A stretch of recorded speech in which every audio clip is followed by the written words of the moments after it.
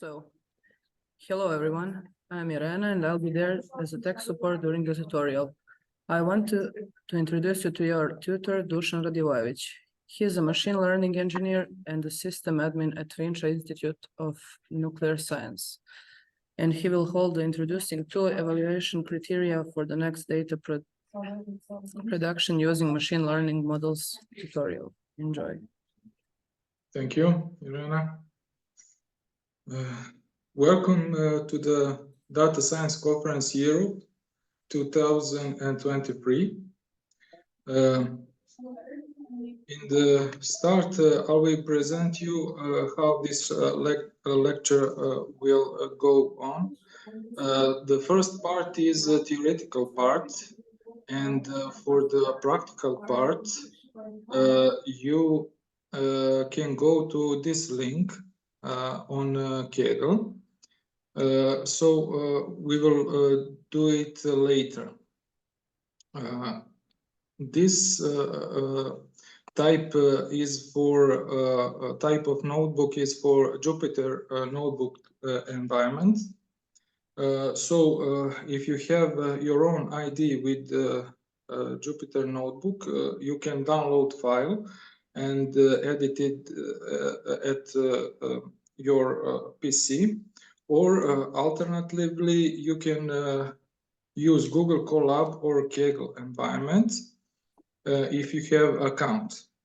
Of course, if you have a Kaggle account, you could upvote this node. So we can start with theoretical part, introducing two evaluation criteria for the next data predicting using machine learning model. In the era of exponential growth of artificial intelligence, there is a need for an objective evaluation of the performance of machine learning models. It is well-known fact that the performance of models directly depends on the database on which they were trained. In accordance to this, the same well-known database are used in the scientific community so that the results of the validation of models of different authors are comparable. When publishing results with new database or different data preparing process, it is necessary to introduce new evaluation criteria that directly link the characteristic of the database and the obtained machine learning metrics. This lecture gives an example of how it can be done in the case of predicting the following data from machine learning model.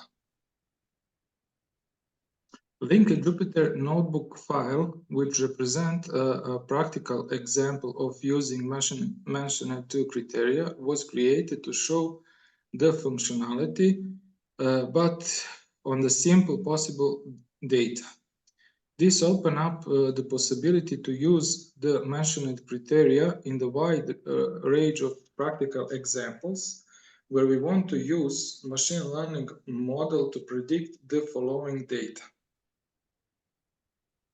Practical examples where these criteria could be used are, for example, predicting the next frame in a video, or predicting temporal sequence of images, predicting the next value of physical quantity like temperature, humidity, and predicting the price of shares or the value of cryptocurrency, etc. So in the first part of the Jupyter notebook, there is method that generates the database. So you can replace this by your own method with your own data. The only condition is that the data are of the same type and that they are chronologically arranged in the same time interval in the database. So Why should the criteria be used for the mentioned proposal?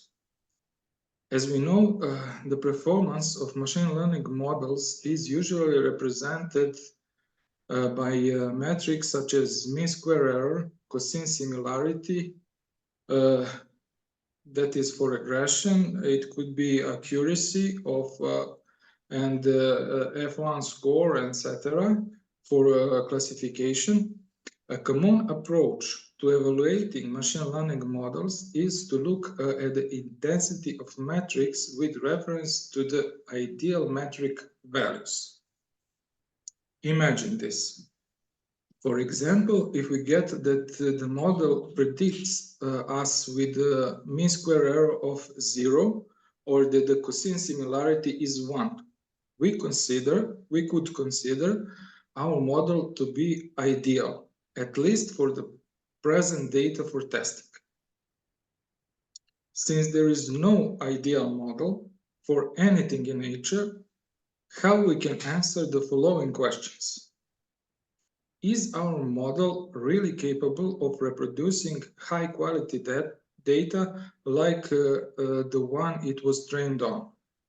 That is first question. Second, is the model really capable of recognizing how the values change in the time domain? And last question, and most important, is what are the exact values of the metrics based on which the answer to the previous questions would be yes. Knowing that the performance of the model based on the values of metrics depends on the database on which the model is trained, the following two criteria were defined. The first criterion is distance domain. The machine learning model is capable of generating adequate data if metrics for the predicted data in comparison to the original data are equal or better than an average difference of randomly selected data from the database. Second, time domain criterion. The machine learning model is capable of finding patterns in the time domain if metrics for predicted data in comparison to the original data are equal or better than an average difference of two adjacent data from the database. So the first criterion is based on average difference of randomly selected data from the database. And second criterion is based on difference of average difference of two data that are standing next to each other in the array. I will give you an example from our research. In the one research paper we published in 2022, we tried to predict the global satellite image from AOT, that stands for aerosol optical thickness, by proposing a model we developed for global spatiotemporal image prediction. The image of AOT is from NASA MODIS satellite, and it looked like this. You can see that the colors are arranged from white to dark brown, that are useful information. That is AOT, and the black pixels represent non-values. So in the first paper, we're trying to predict the image as they are. The results of the obtained metrics for predicting the following satellite image from the test data set are: root mean square error is 0.32 and cosine similarity is 0.85. The obtained values of the criteria according to the definitions mentioned above are distance domain, root mean square error 0.46 and cosine similarity 0.70. Time domain, root mean square error is 0.42 and cosine similarity 0.76. So we can see that updating results from the machine learning model are better than first and second criterion. So we can conclude that the model is fully capable of generating images adequate to those it was trained on, and that the model is fully capable of finding pattern in the time domain. In second scientific paper we published this year, we used almost the same database as before, only we replaced the missing data representing by black pixels with white pixels representing the value 0. We did this based on the estimated magnitudes of the physical values in most of the region affected by missing values. I will go back to the image. So we see that the black pixels are arranged mostly in the top and the bottom of the image, and that is regions that represent South and North Pole. So we consider it that in these regions there are no air pollution, so we set the non-values to the 0. In this case, the same model we used is now used as a reference, where the database is almost the same as before, except that is prepared in a different way. We get the following metrics for machine learning prediction. Root mean square error is now only 0.06 and cosine similarity is 0.998.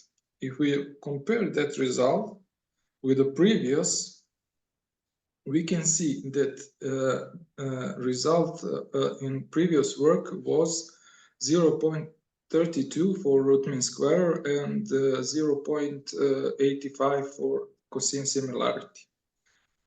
In the second research, we came to almost ideal values. We said that ideal value for root mean square is 0 and for cosine similarity 1. If we were to just compare the obtained values of the matrix, which is mostly done by people even in scientific field, we could say that the second case, we ideally solve the problem of predicting global AOT images. And it is really so. The fact is that we use the same database as before. The fact is that we use the same machine learning model as before. The only difference is that we prepare data in a different way. So if you want to give objective information about the performance of machine learning model, the only way is to show the two criteria mentioned above, which are obtained on the database characteristic exactly as we prepare it. In the second case, we have for distant domain, a root mean square error is 0.09 and cosine similarity 0.995. Time domain criterion 0.066 and cosine similarity 0.998. So when we compare it to the previous criteria, we see that we got a huge difference. And when compared to the obtained results, we see we can conclude like before that the second model is also fully capable of generating images, and that the model is fully capable of finding patterns in the time domain. So at the end of this theoretical part, we can conclude on the basis of the presented facts that the highlighting of the obtained results of the metrics for the tested machine learning model is not enough without the specified criteria based on the characteristic of the used data. This is references from the research papers we used for this presentation. So I'll be back to the first slide. So you can find the working notebook for the practical part. So if there is a question for this theoretical part, you can ask the question.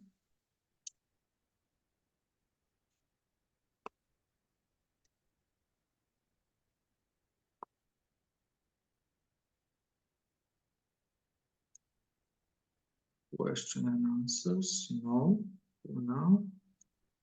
Chat, no for now. Okay.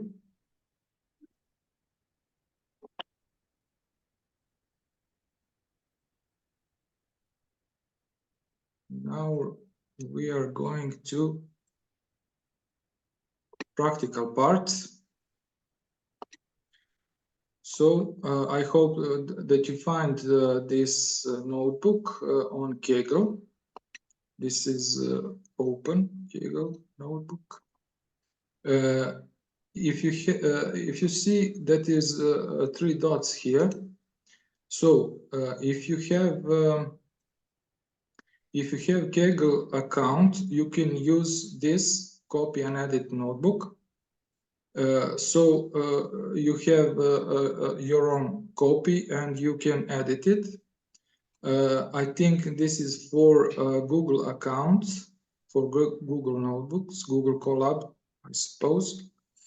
And if you have your own ID with a Jupyter notebook at your own computers, you can download code here. So I will go to the edit notebook to show you how it works.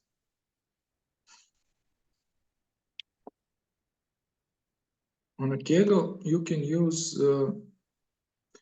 CPU, GPU, and TPU. Accelerator is here. We will turn on later. So this is first part that I mentioned.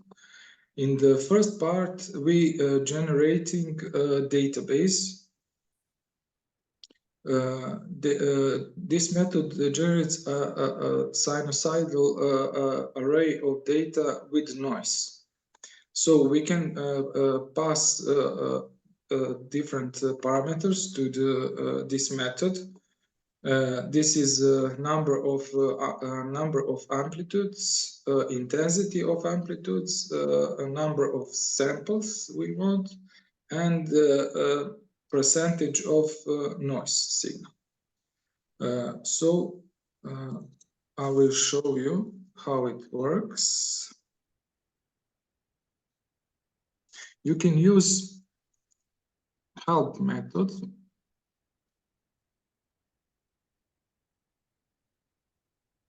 Oh, we didn't start it, sorry.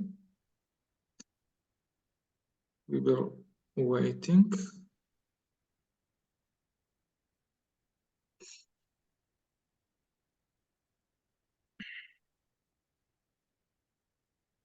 Okay.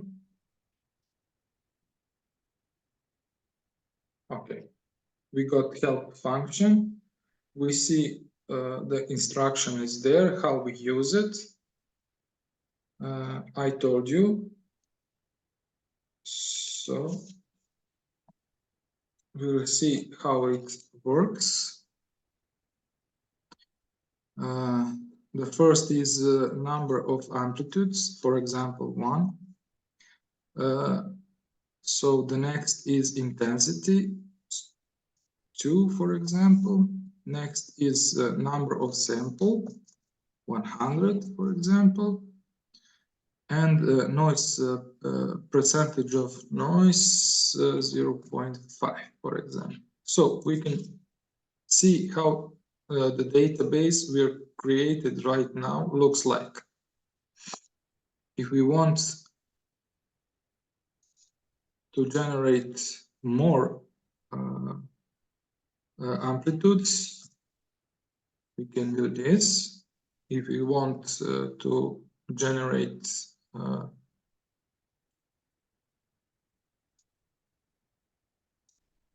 intensity, 1, for example, but I don't see what happened with this noise perception. Some things went wrong.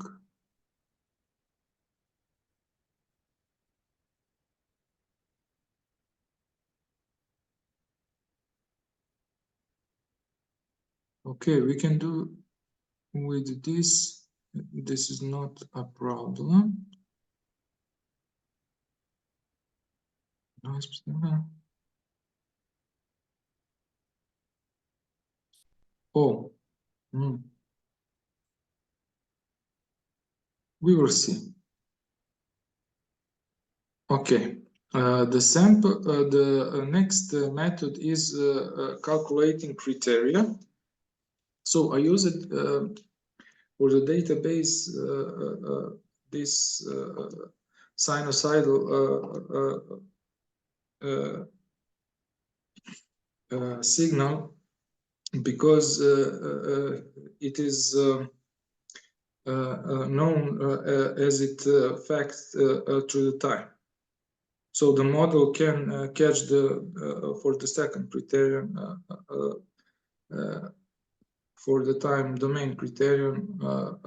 He is very good, easy to build the model. So the second method is calculating the criteria from the array that is passed to the method. So we passed the whole database on this method, and we get a return to root mean square error and Euclid distance for the both criteria. So if we do this, but we must pass it database, which is this. We can copy, for example, this method.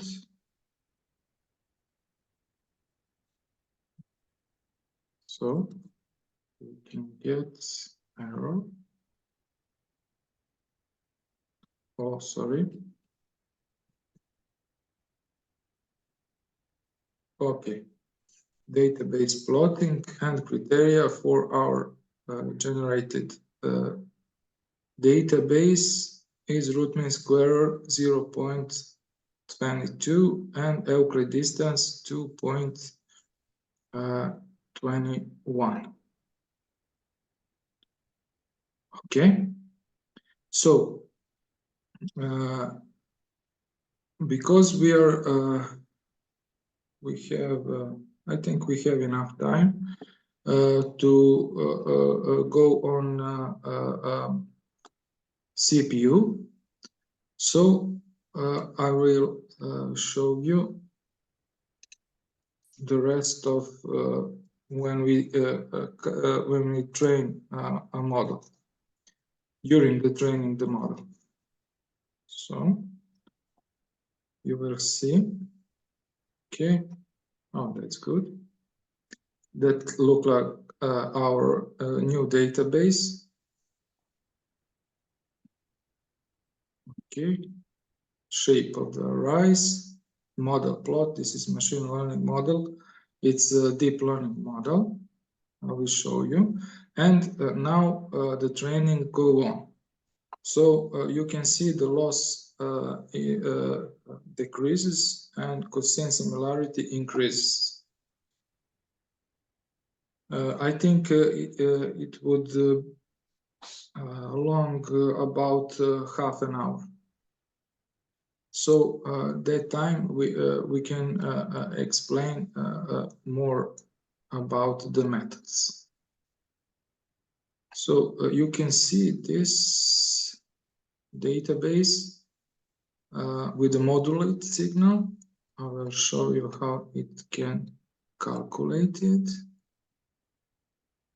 Okay, this first method.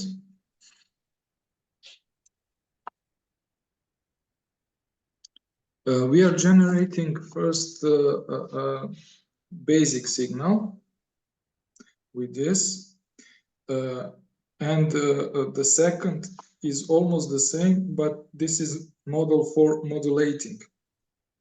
This is signal for modulating, and I set the frequency is 10 times more than a basic signal. Make a sine wave for a basic signal, and this is making sine wave for modulate. This line produces a modulated signal. We are adding this signal with that we consider to be noise to a basic signal, and this is intensity of the signal. You must know. I hope you all that working with deep learning know that values that are inputs for the model must be in the range, for example, from minus 1.5 to 1.5, for example. It can be from minus 1 to 1 or from 0 to 1. But this this input database should be normalized. So in the example here, you can see that input is about 1.5 and minus 1.5. Okay. So we are generating a signal here. We can plot this graph, or if you don't want, you pass this false. So the second method is calculating criteria, maybe most interesting part for this lecture, how we do it. So for the first criterion, that is based on randomly selected data, firstly we make random addresses in this line and this line also. So we have random addresses 1, random addresses 2, and then make random sample 1 and random sample 2 with this line. And at the end, for the first criterion, we calculated mean square error with these samples. and Euclidean distance also by these samples. So for the first criterion, we have calculated metrics according to randomly selected data from the database. This second part starts here. So we use the whole database except the last element in the database in the sample 3. In the sample 4, we use it also all database except the first element. So when we compare it, we have, for example, the first element here is with address 0, and the first element here is with address 1. The second in the first array is 1, and the second in the second array is 2, etc. So we compare this array with the data that are next to each other in our database. So we calculate again mean square error and Euclidean distances. And we can print this result and of course return it to the call function.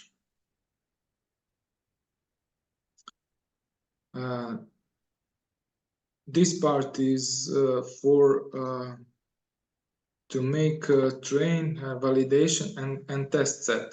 We are doing splitting of the whole database to these 3 sets: for training, for validation, and for test. We can see how learning of machine learning of deep learning model going on. Okay, now is 4th epoch. Okay, cosine similarity is 0.95, and you can see root mean square error is 0.12. Okay, it's going well. So we can go on. So we are with this method splitting database to the train, validation, and test.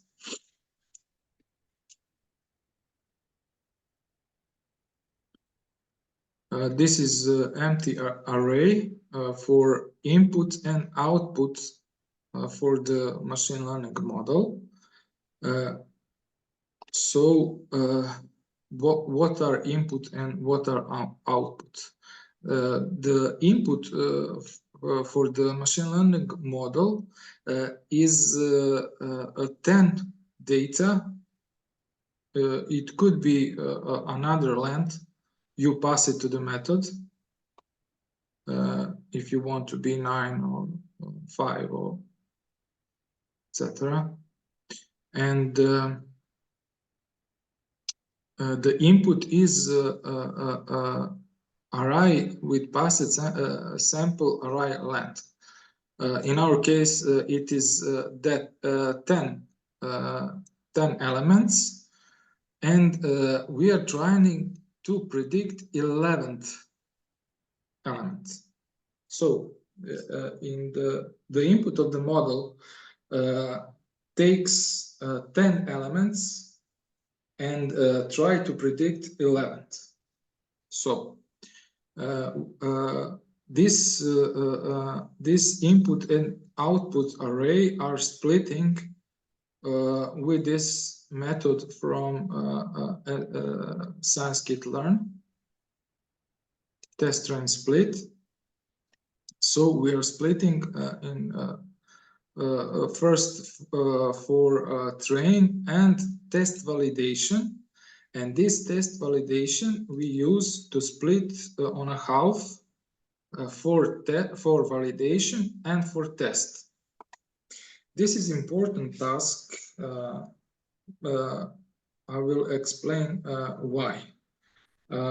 Most of people is wondering in the start when they start to using machine learning models and train them.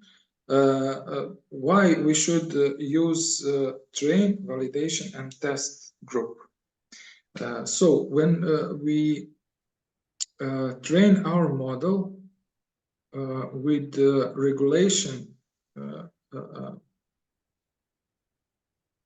will show you methods. For example, we are using early stopping like regulation method and reduce learning rate. We must use these three groups of data because during the training process, the model is trained based on a train group, but he use also validation group in this process.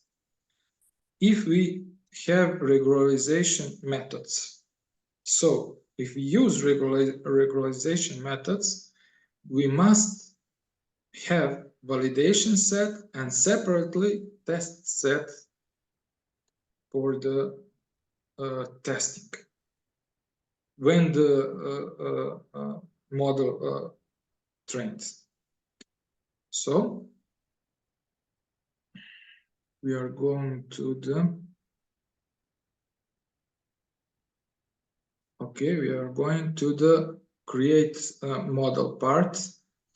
This method creates a machine learning model keras based. This is the we can go one by one line. This is define the input shape of base data shape. This is first neural layer. It is LSTM with 500. This is number of LSTM. And bidirectional don't have to be there, but I think that is a better result. So when you use bidirectional layer, it isn't, for example, neural layer. With this layer in the training process, the model is trained with the data as it is, firstly, and secondly, they train from last to the first, so in two directions. We have this batch normalization that is very useful for the process of training. Dropout layer that is randomly set inputs to the 0 with a frequency of rate of each step.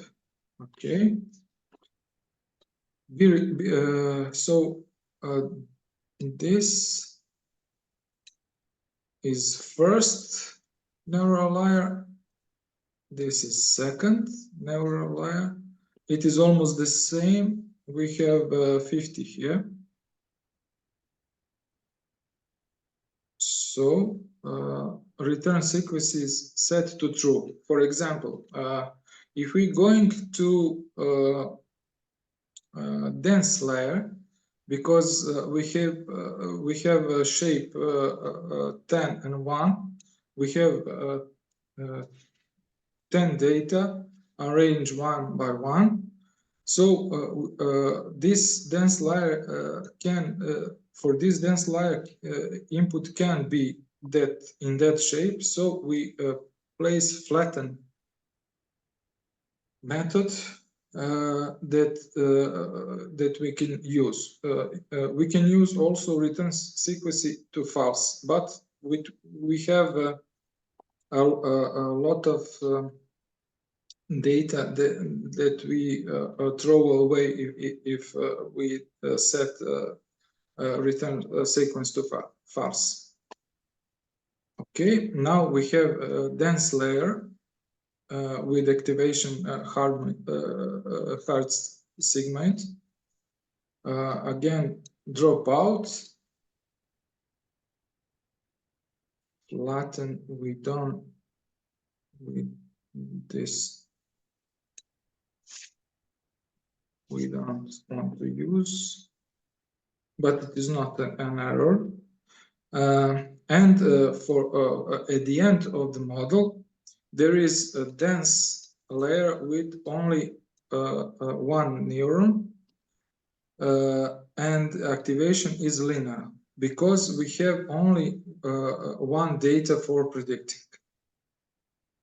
Okay, we defined model. This is input, and output is this. Then defined our optimizer, which is Adam. You are having a lot of different optimizers. Learning rate, we defined value is this. So the next step is compile model. We define loss. We define optimizer. This is Adam. We define matrix, cosine similarity. This is good metric for the regression tasks because it's look like accuracy for the classification tasks. When model end with training, I will show you how it looks like.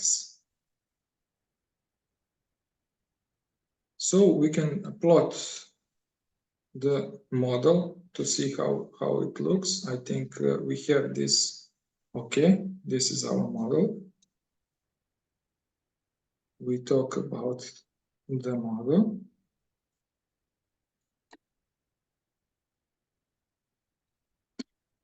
Next is a plotting function. Plot past history of training process with the save image option. This use a matplotlib library. So we have two plots basically. One for cosine similarity, for train and validation, and second for root mean square error for train and validation. The next method calculate Euclidean distance and mean square error of two passed arrays. So this is easy to understand. You pass the two arrays to the method, and the method returns root mean square error and Euclidean distance. Next is report criteria. Okay, this is also important, how it works.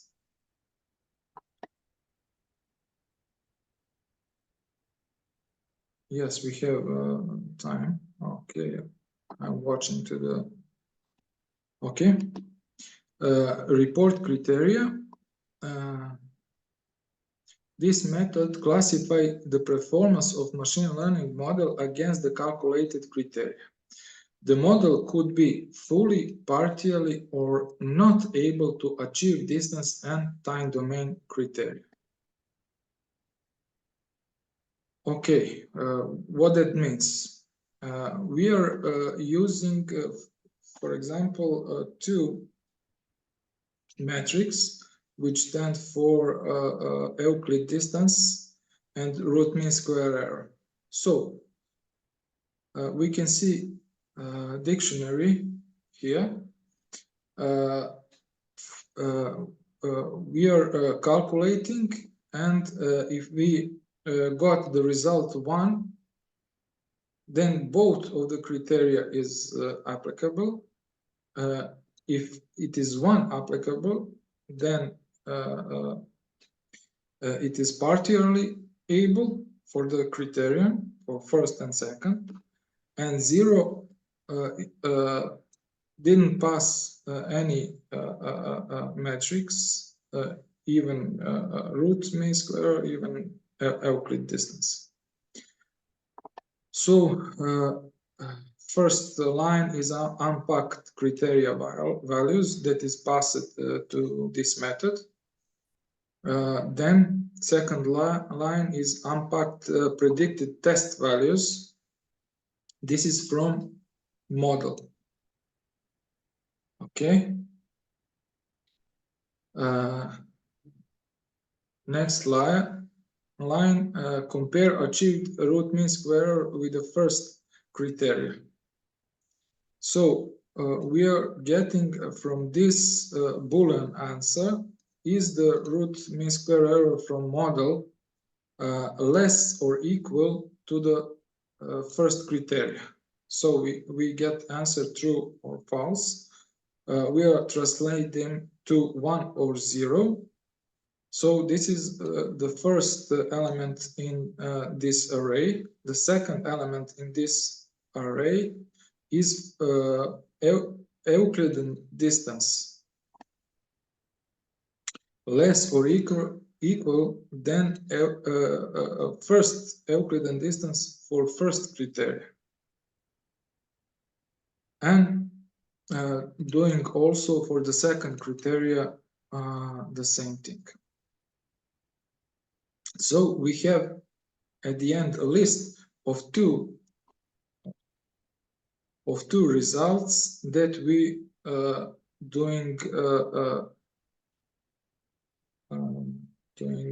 we are calculating the mean. So we got 0.5 or 1 or 0, and the result that is returned, you will see how it look like. It says the machine learning model is, for example, fully able of generating adequate data, and the machine learning model is, for example, partially able of finding patterns in the time domain. Okay, we are got to the last section. Okay, this is 12 epoch. We are now have cosine similarity 0.97 and root mean square error 0.08. This is for training set. When machine learning model training, during the training, you can see only results with the train database, and when he finished the epoch, then he calculates the matrix from the validation set. So in the last part, we are firstly generate database. We are generating database that have 10 signals with intensity of 1. Number of samples is 10,000, and noise percentage is 0.5. Then we split database. Okay, we split database on train, test, and validation. Next is regularization methods. We mentioned it before. Early stopping. For example, we set when we fit the model, we set to epoch, for example, on 30. And the early stopping method stops the training when the validation root squeen error stop validation from validation set stop to decreasing. Okay, because root mean square error decreasing during the training. We set the patience of this method with 5, for example. Okay, verbose to see what it happens. Is there any? Okay, we have here reducing. Okay, this is second method. Reduce learning rate on plateau. I will explain soon. So minimum delta. Okay, we can set this parameter also. So the second regularization method is reduce on plateau.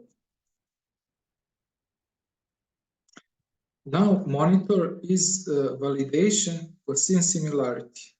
I found that the best way to do these regularization methods is that using for reduce on plateau, reduce learning rate on plateau with validation of Gaussian similarity and early stopping for validation root mean square error. Now mode is max because Gaussian similarity is better than when is increasing. Patience is now 2. That means 2 epoch. Okay.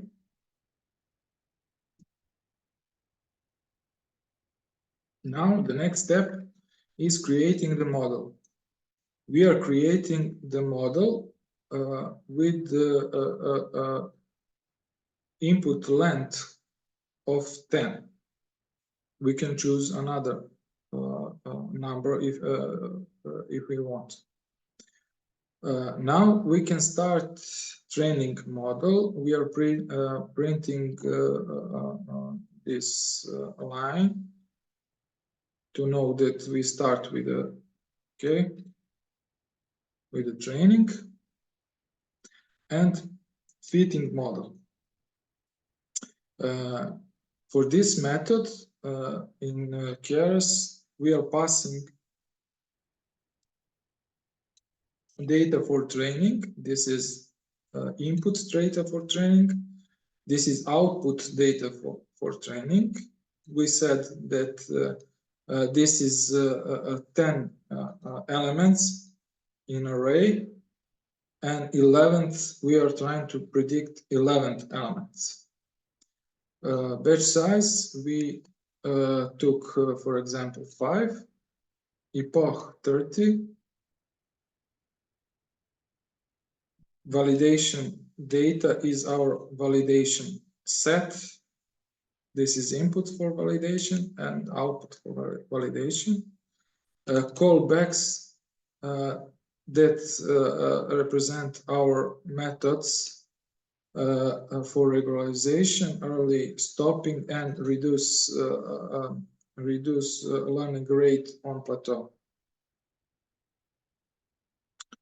So when we finished with the training, we could plot fitting history.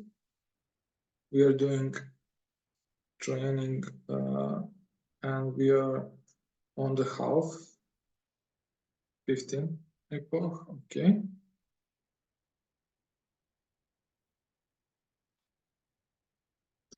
The next, predict the result for the test data.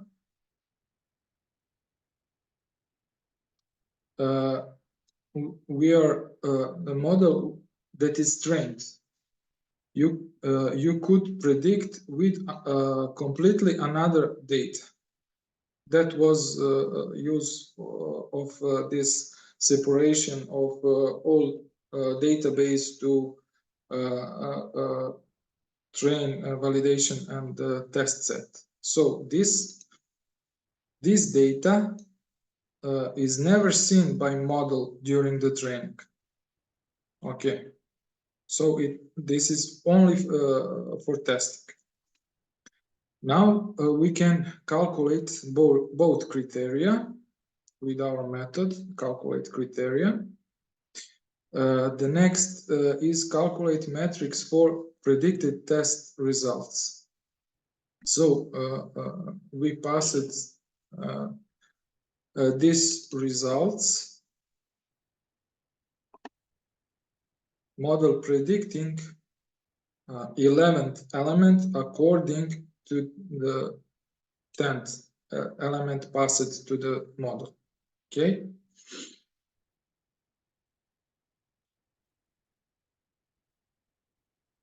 And last, report criteria. So we can see that our model finding criteria to be successful or not.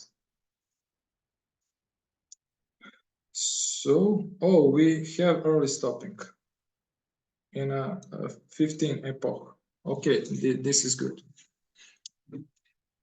So the results we can see is here. This is calculation of criteria. Root mean square is 1.08. Euclid distance is 34.24. For time domain, root mean square is 0.022 and Euclid distance is 2.26. So we calculate metrics. This is metrics calculation. This is from our model. We see that we got root mean square error of 0.01 and Euclid distance 0.79. So the results is the model is fully able of generating adequate data. The machine learning model is fully able of finding patterns in the time domain. When we compare to the criteria, we see root mean square error 0.01 and 0.02. So the model is successful. I mentioned this plotting of training history. We see that the cosine similarity increases during the training, and the root mean square error is decreasing during the training. Okay, now we have enough time. We can turn off the notebook and turn on the accelerator, which will be GPU. So now we have GPU for calculation. This will be very fast, and we can try, for example, to reduce learning rate, for example. Everything will stay the same, and we will only reduce learning rate. Okay.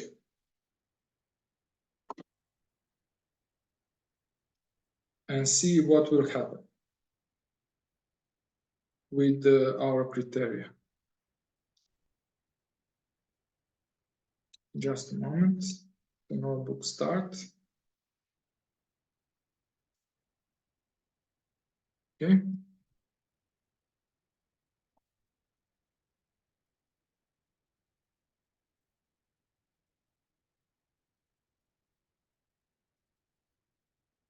Just a moment. Okay. Database is the same. Model is the same, but only learning rate isn't the same. Okay, you can see now the model runs only about 10 seconds, and before was about I think 90 seconds, 1.5 minutes. So this is very fast training because of using of GPU. We will see what it happens. So I have some questions. Can you please share the link to the notebook?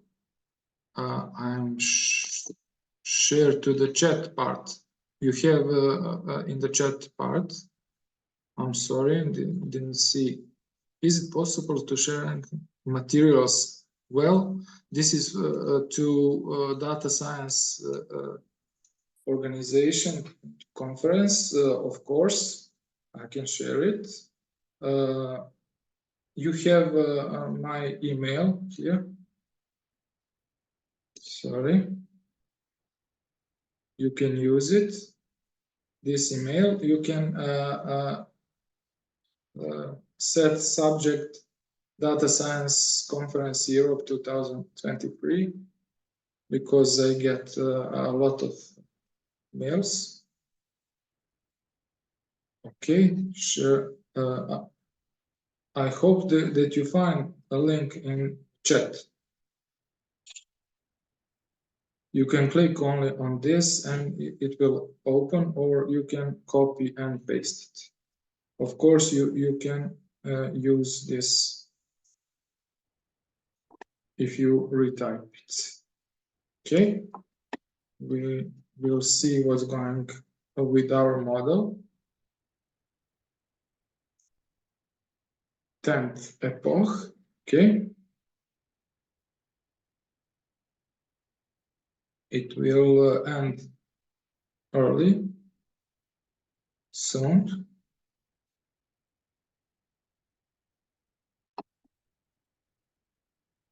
Okay, we have reduced some plateau.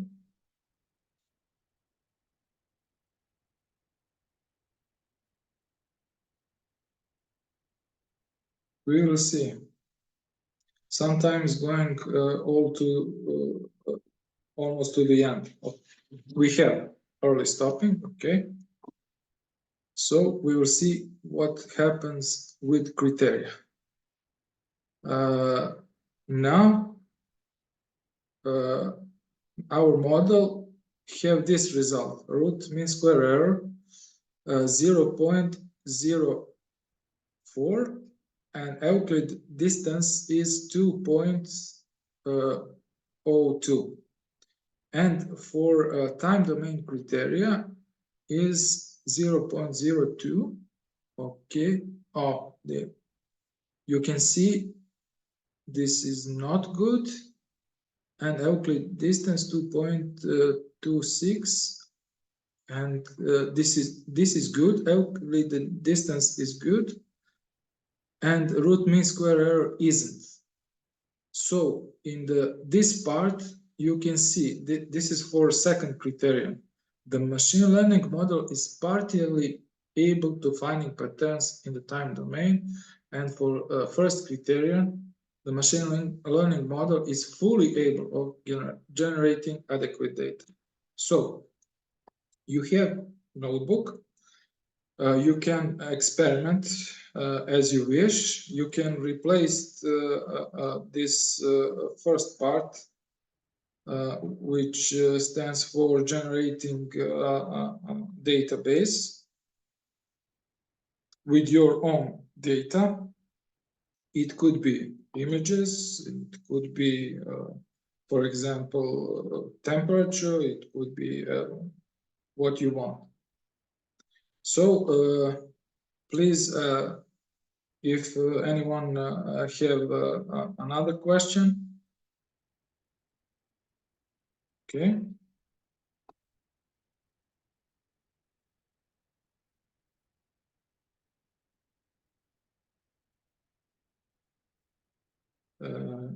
Okay, is there a way to estimate the quality of the machine learning model prediction in production on the new data using these two criteria? Of course, you can use it, and my opinion is you must use it. For example, comparing the new dataset metrics to the known production model metrics. Okay, this is idea. Okay, you can do it. This is idea of the this lecture. Okay, some another questions.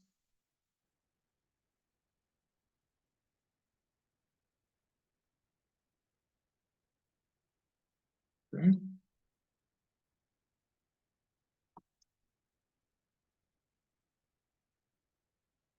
I would like to use these two criteria to subsample a large time series data sets to tiny one, making a lot of machine learning models to find the best subset for the future experiment. Is that valid idea? Where there is another method you should do, that is cross validation and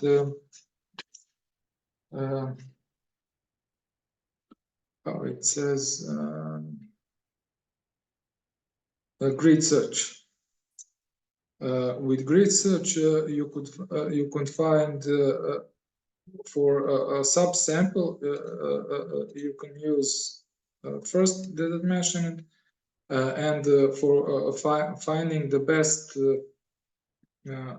parameters for model, you can use the second.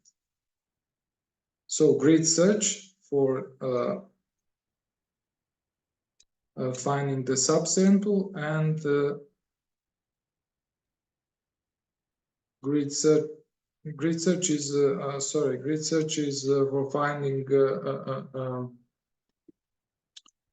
parameters for machine learning model, and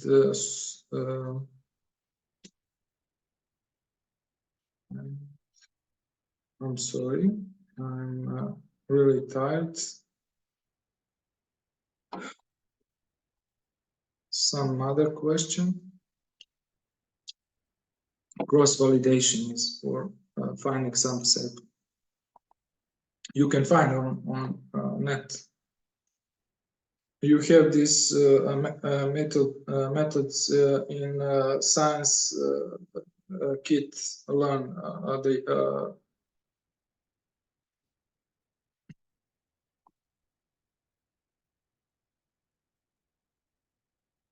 Okay, there is no other questions. We can finish now.